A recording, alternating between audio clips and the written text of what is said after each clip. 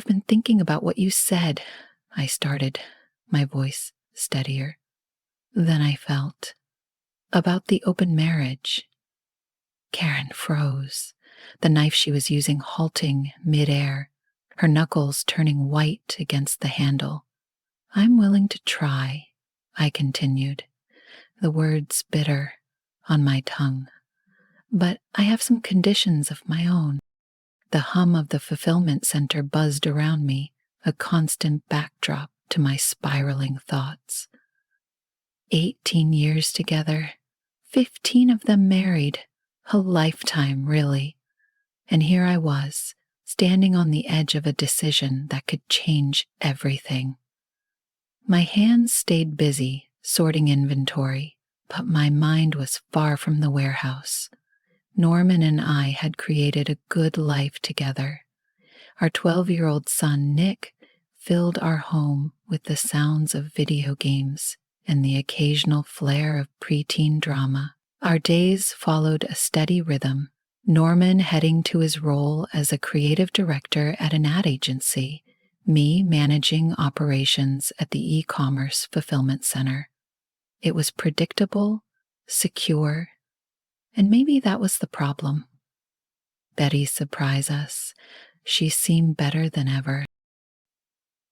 As I moved through my day, an idea that had been quietly brewing for months finally came into full focus. The concept of an open marriage both excited and terrified me. I imagined the crease that would form between Norman's eyebrows when I broached the topic. He'd argue against it, of course he would. Norman was practical, always weighing risks, but I also knew him well enough to trust that he would hear me out. He always did. That evening, the drive home felt like it stretched forever. I rehearsed what I'd say, crafting arguments and counter-arguments in my head. By the time I parked in our driveway, my palms were damp against the steering wheel. Dinner passed in a blur, Nick chattering about his day at school, Norman sharing stories from work. I smiled and nodded, my thoughts elsewhere. Finally, when Nick retreated to his room, headphones securely in place, I knew it was time. I want to talk about us, I began, my eyes carefully watching Norman's face. About our marriage. His gaze met mine, warm and familiar, and for a moment I hesitated. But the restlessness that had been simmering for months wouldn't let me stop. I'd been thinking about the possibility of an open marriage. The words hung heavily in the air. I watched Norman's expression shift, confusion, hurt, disbelief, all flickering across his face. He opened his mouth, then closed it again, before finally speaking in a low, measured tone. Where is this coming from? And so the conversation began. We whispered for hours, mindful of Nick just down the hall. I shared my feelings, the sense that there was more out there for both of us to experience. Norman responded with concerns about our family, our commitment, the jealousy and pain this could cause. I love you, I said earnestly, reaching for his hand. That hasn't changed, but I feel like we could have more, experience more without losing what we have. Norman pulled his hand away, running it through his hair instead. And Nick? Have you thought about how this would affect him? Of course, I assured him. The last thing I wanted was to hurt our son. We'd be discreet. We'd set boundaries. As the night wore on, I outlined the rules I'd been formulating in my head. No dating friends or family. No bringing partners into our home. No sharing details of our dating lives with each other. With each guideline, I saw Norman's resistance waver. Finally, exhausted, he sighed. I need time to process this. I nodded, a mix of relief and anticipation swirling within me. It wasn't a yes, but it wasn't a no either. As we prepared for bed, our usual routines suddenly felt unfamiliar. My thoughts drifted to possibilities. The charming barista at my favorite coffee shop, a colleague from another department whose laugh always caught my attention. Lying beside Norman, his back rigid, I allowed myself to hope this could be the start of something exciting, something new for both of us. Norman's voice, thick with emotion, broke the silence. I'll think about it, but I can't make any promises. I reached out, my fingers lightly brushing his shoulder. That's all I'm asking, just think about it. As sleep overtook me, I couldn't help but wonder what the days ahead would bring. Change was on the horizon. I could feel it. The weight of Karen's proposal sat heavily in my chest as I navigated the bustling streets on my way to work. Normally, the morning rush of the city energized me, sparking ideas for new campaigns. But today, it felt muted, overshadowed by the decision looming before me. Settling into my office, surrounded by half-finished storyboards and scattered sketches, I found myself unable to concentrate. My thoughts kept circling back to Karen's words, to the look in her eyes as she mentioned an open marriage. The initial sting of hurt and confusion had dulled, replaced by a kind of numb practicality. I thought of Nick, with his unruly mop of hair and stubborn personality. The idea of him shuffling between two homes, caught in the fallout of a bitter divorce, made my stomach churn. Maybe agreeing to Karen's proposal was the lesser of two evils. It seemed better for Nick to grow up in a stable household, even if that stability was built on a fragile arrangement. By the time I returned home that evening, my mind was made up. I found Karen in the kitchen, chopping vegetables with robotic precision. Her stiff posture told me she was bracing for another argument.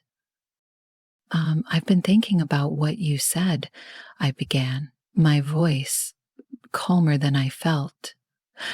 About the open marriage? Karen's hands stilled, her knuckles white against the knife handle. I'm willing to try, I said, the words tasting bitter, but I have conditions. Relief and a flicker of excitement crossed her face as I laid out my terms. No obligation to meet each other's emotional or physical needs. No divorce until Nick leaves for college, and mandatory protection to avoid pregnancy, with the spouse having no responsibility in such cases. Her shoulders relaxed slightly, and she nodded as I spoke. For better or worse, the path had been chosen. Karen nodded enthusiastically, her fingers reaching for mine.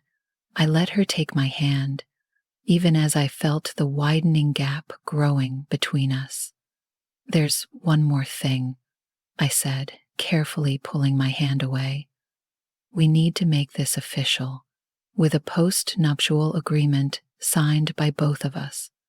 Verbal agreements don't hold up in court. A flicker of hesitation crossed Karen's face before it was quickly replaced with resolve. Of course, she said, her voice firm. Whatever you need to feel comfortable with this. As I watched her turn back to preparing dinner, softly humming to herself, an idea began to form in the back of my mind. 6 years, I thought. 6 years until Nick finished high school. 6 years to ensure financial security for both myself and my son.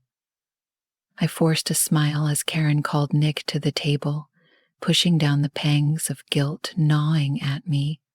In that moment, I silently vowed to weather the storm, and when the time came, come out unscathed. The first seeds of my escape plan were quietly sown beneath a mask of reluctant acceptance. As we sat together for dinner, the familiar sound of chatter filling the room, I couldn't help but wonder how long I could keep up this act. A month into our new arrangement, I found myself adrift, navigating a confusing sea of emotions. The initial rush of excitement had given way to a tangled mess I couldn't seem to unravel. I'd gone on dates with 3, maybe 4, of the people I'd been imagining for so long. The barista with the contagious laugh, the co-worker whose gaze always seemed to linger. Each encounter left me with an odd mix of satisfaction and hollowness. On the physical side, my needs were met. I rediscovered parts of myself I thought I'd lost, feeling the thrill of new touch and new experiences. It was an ego boost to feel wanted again. But as the novelty wore off, I began to notice the emptiness that lingered after. That emotional connection, the indescribable spark that transforms a moment into something meaningful, remained elusive. At home, the silence between us grew heavy. Norman had retreated to his man cave on the first floor, surfacing only to leave for work or grab a quick meal. The comfortable space we used to share now felt like a vast canyon. I would catch myself listening for his footsteps, torn between dreading and longing for his presence. Our bedroom, once a sanctuary, now felt cold and desolate. I'd wake in the night, instinctively reaching for him, only to find his side of the bed empty, a glaring reminder of the growing distance between us. I tried filling the void with more dates, more encounters, but each one only left me feeling more isolated. I began to question my choices, wondering if the freedom I had fought for came at too great a cost. One evening, as I sat alone at the dinner table, I heard the sound of Norman and Nick laughing upstairs. Their easy camaraderie hit me like a sharp sting. When was the last time Norman and I had laughed like that? When had we shared a genuine moment of connection? I found myself standing at the base of the stairs, one foot on the bottom step, wrestling with the urge to join them. But the invisible wall Norman had built between us felt impenetrable. Instead, I retreated to the living room, where the TV served as a poor substitute for companionship. As days turned to weeks, I came to a painful realization. The open marriage I had fought so hard for had become a cage of my own making. The freedom I had craved now felt like suffocating isolation, and the person I thought I needed distance from, Norman, was the one I missed the most. The transition into our new arrangement was smoother than I had expected. If I was being honest, our marriage had been more of a carefully maintained charade than a real partnership for years. Our sex life had dwindled to nothing over the past 2 years, and we had been sharing a bedroom in name only for even longer. Moving my belongings to the upstairs room felt like a formality. a physical manifestation of the emotional gap that had existed between us for so long. Yet, with that move came an unexpected sense of relief. No more walking on eggshells around Karen's moods, no more forced conversations or uncomfortable silences. I had already carved out a life for myself outside of our marital struggles.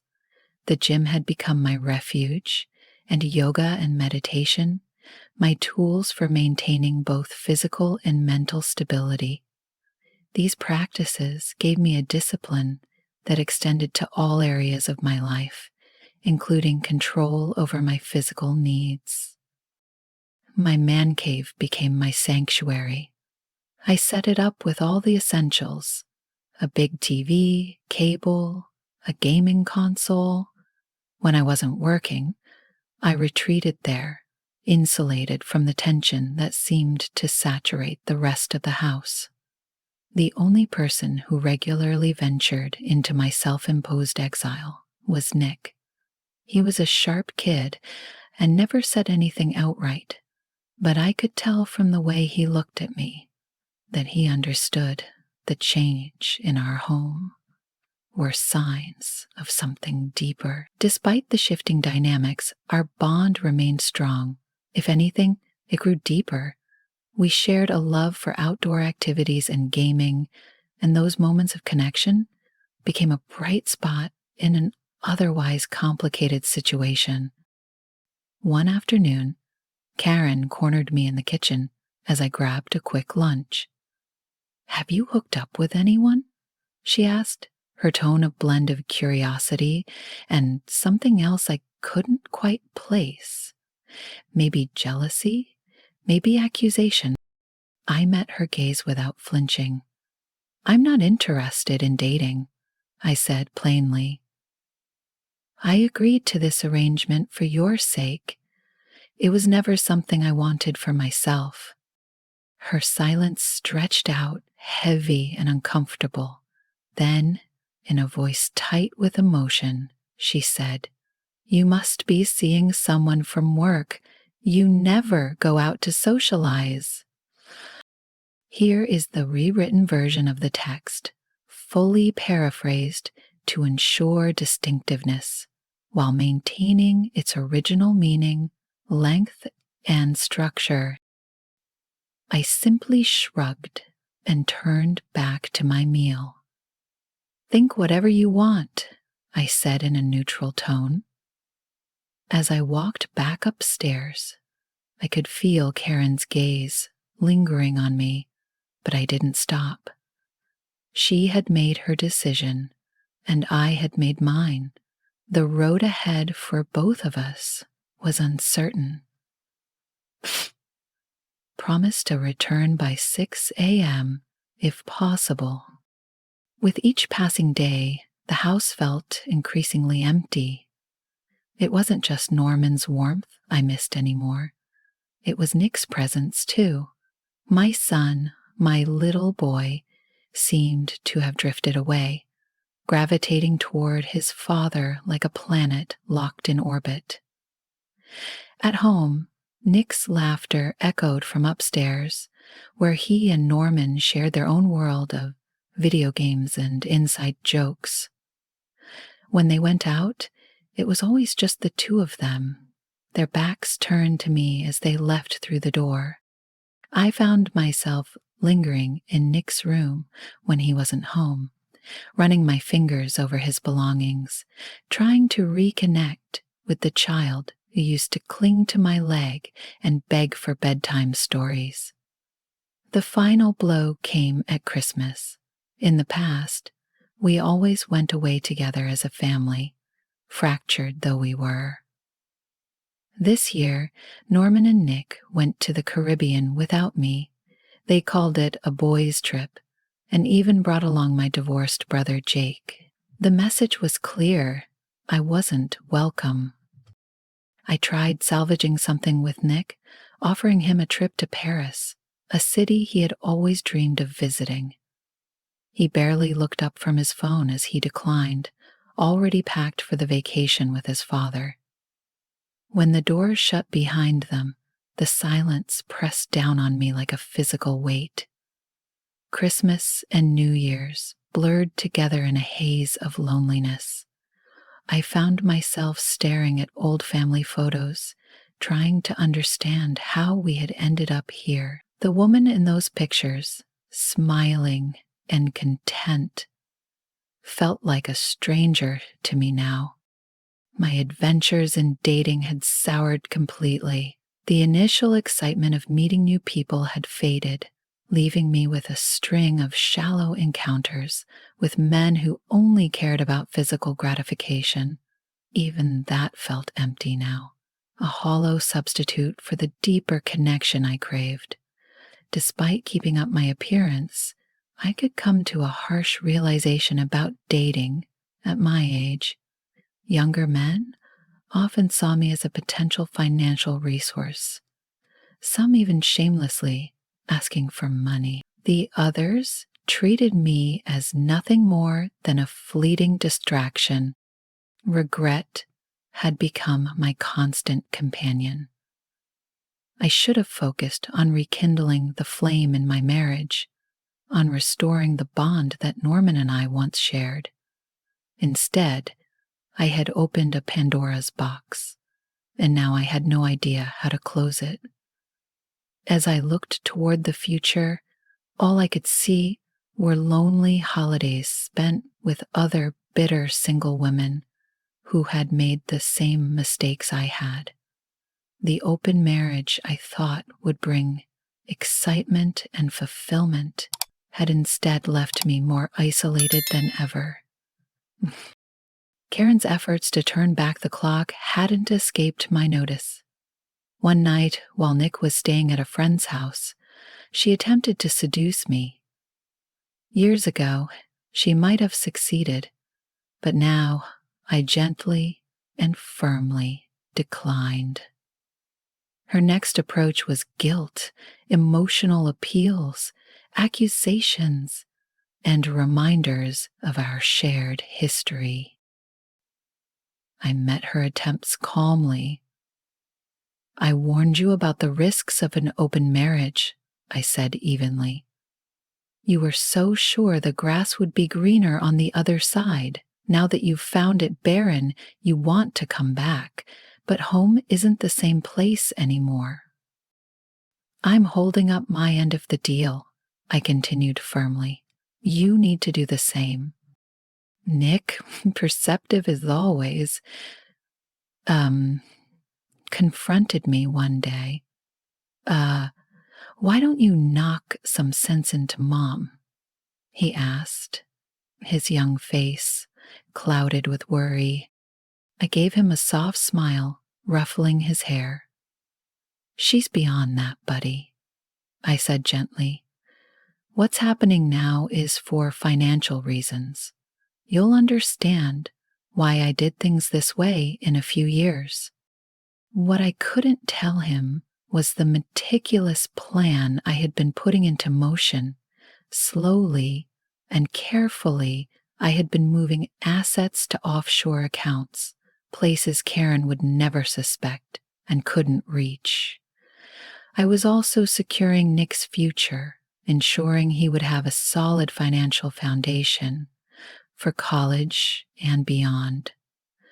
The house we lived in, I intended to transfer ownership to Nick when the time was right. Karen would be left with nothing. No claim to my assets, no alimony. I had already begun scaling back at work, preparing to reduce my income to fall below Karen's. The divorce papers would be served the day Nick left for college. My timeline was clear. Retire in 5 years, shift to occasional consultancy work, and, on paper, present a modest income. In reality, I would have secured a comfortable life for myself and Nick. Occasionally, I paused to reflect on the morality of my actions, but each time I remembered Karen's expression when she first proposed opening our marriage, the casual way she dismissed my concerns. I thought of Nick, caught in the middle of this chaos, and my resolve solidified. I wasn't just protecting myself. I was safeguarding my son's future, free from the financial traps that often poison families after divorce. Karen had made her choice. Now I was making mine. 6 years had passed since that pivotal day when I suggested opening our marriage. 6 years that felt like a lifetime. Each day served as a reminder of all I had lost. The dating scene, which had once seemed so exciting in my fantasies, had proven to be a desolate wasteland. When I did manage to secure dates, they always ended in disappointment. The men I met were selfish, interested only in what I could offer them. For a night or two, there was no connection, no warmth, none of the excitement I had foolishly hoped for. As the years went by, even those unsatisfying encounters grew fewer. More often than not, I found myself alone, the silence in the house a constant reminder of my mistakes. The good life I had with Norman, the life I had taken for granted, had slipped through my fingers like sand. I kept telling myself things would get better, that Norman and I would reset our relationship once Nick left for college. That thought became my mantra, the thin thread of hope I clung to. As Nick's high school graduation approached, I carefully planned conversations in my head, rehearsed apologies, and imagined tearful reconciliations. But Norman, it seemed, had plans of his own. The day after we dropped Nick off at his dorm, Norman handed me divorce papers. The shock was like a physical blow. How had I not seen this coming? All those years of growing apart, living separate lives under the same roof, had been leading to this. Yet I'd been too blind to recognize the inevitable. As the divorce proceedings moved forward, a harsh new reality became clear. The assets we'd built together, the life I'd taken for granted, were gone. Norman had planned everything with precision, transferring our savings and property to places beyond my reach. The house, the accounts, everything I thought was secure had vanished. I was left staring at a future I'd never imagined. The last I'd think about, I was glad it was short-living. Then the assets would be relinquished to my name. The irony of it all left a bitter taste in my mouth. I had craved freedom, adventure, and the chance to explore a different life. Instead, I had orchestrated my own collapse. Norman didn't ask for alimony, a small mercy in the grand scheme of things. But as I sit in this modest, rented apartment, surrounded by the few belongings I managed to keep, that mercy feels hollow. I gave up a kind, dependable man, a stable home, and a close bond with my son, all for a fantasy that never came true. Nick calls occasionally, but his tone is distant, his words carefully chosen. I can hear echoes of Norman in his guarded voice, in the way he holds back. My son, too, has become a casualty of my poor decisions. As I try to adjust to this solitary existence, I'm haunted by memories of what once was. Family dinners, shared laughter, the warmth of Norman's smile. All of it is gone now, sacrificed for a misguided dream of freedom. The open marriage I fought so hard for, the freedom I thought I wanted, has turned out to be a cage of my own making. And now, as I live with the consequences of my choices, I am left with only regret and the painful understanding that I have no one to blame but myself. The warm Caribbean breeze tousles my hair as I lean against the ship's railing. Beside me, Jake, no longer my brother-in-law, but a close friend, lifts his glass in a silent toast. We're a month into our world tour, a celebration of freedom and fresh starts. The divorce is finalized, the last remnants of my old life neatly severed. Everything has gone exactly as planned, a fact that still brings a satisfied smile to my face. Years of careful preparation, of quietly safeguarding assets and setting the stage for this moment have finally paid off. Only Nick knows the full extent of what I've done, where I've hidden the results of my efforts. He alone is the keeper of that knowledge, entrusted with the ability to access it all if someone his age, but he has shown remarkable maturity. I'm proud of him, proud of the man he is becoming. As for me, I am 3. The open marriage Karen had pushed for ended up being a surprising blessing. Though few men would likely find themselves in my position, it gave me the time and space I needed to prepare, to ensure that when the end came, it would be on my terms. Now, with the world laid out before me and no ties to hold me back, I feel genuinely excited for what lies ahead. This is a new chapter, one I never anticipated writing. But as I watch the sun dip below the endless horizon, I can't help but feel hopeful. For the first time in years, the future seems bright. Indeed, it's a beginning I never expected, but I'm ready to embrace. If you enjoyed this story, don't keep it to yourself. Smash that like button, share it with your friends, and subscribe for more jaw-dropping tales of relationships. Hit the notification bell to ensure you never miss our latest uploads.